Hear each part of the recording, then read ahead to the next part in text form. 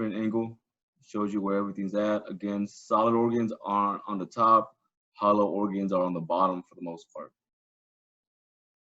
Abdominal pain and discomfort. All right. See, visceral pain.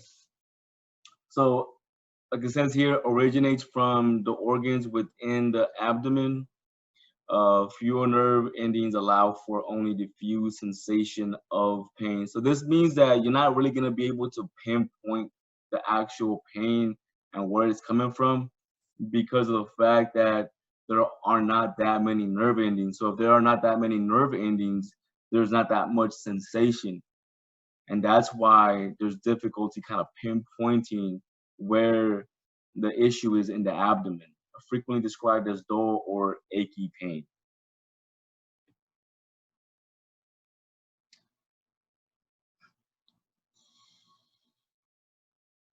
So colic, intermittent pain. So I'd write that down if you don't know it. Colic equals intermittent pain, may result from distension. Distension just means that it's getting bigger, it's being stretched out. Stretching out is probably the best way I can put it for distension. So you think of the picture, I mean, the stomach just kind of bulging out, that's distension and or contraction. We all know what that is already, of hollow organs. So pretty much the dilation or distension and contraction of the hollow organs will cause pain. That pain is due to irritation of some sort, right? And that could be many different things. Persistent or constant pain. All right, parietal pain. I'd write this down too. I'm gonna give you guys a few seconds as I'm talking about this. So it originates from the parietal peritoneum. The parietal peritoneum, again, is that membrane that's on the top, on the outside. Many nerve endings allow for specific efficient sensation of the pain. Again, this is not, these are not nerves that are going to your organs specifically. These nerves are attached to the membrane that covers the organs themselves. So if they have parietal pain, because it's coming from the parietal peritoneum, then it's frequently going to be sharp pain. So sharp is an indication of parietal pain. Also, if the patient can pinpoint pretty well where the pain's at, then we're going more towards it might be a parietal issue. Some kind of irritation, maybe a tear. We're not sure exactly what it is, obviously, but it guides you more towards, all right, we know that it might not be an organ issue, it might be a membrane issue.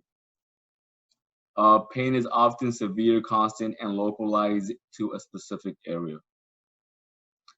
So tearing pain, we think about, let's see, James, you still there? James? Yeah. All right, what can you tell me about the aorta?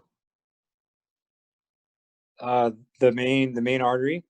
Yes, that's the main artery good that comes from your heart from the left side and feeds the rest of your body with blood and oxygen. Well, good.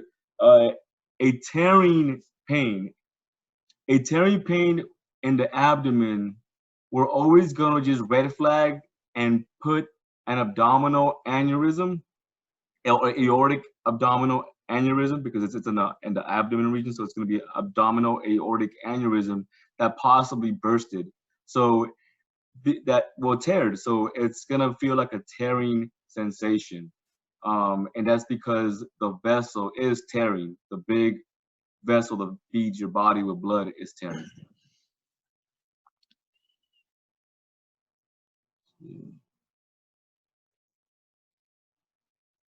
From my understanding, most of these patients don't really survive.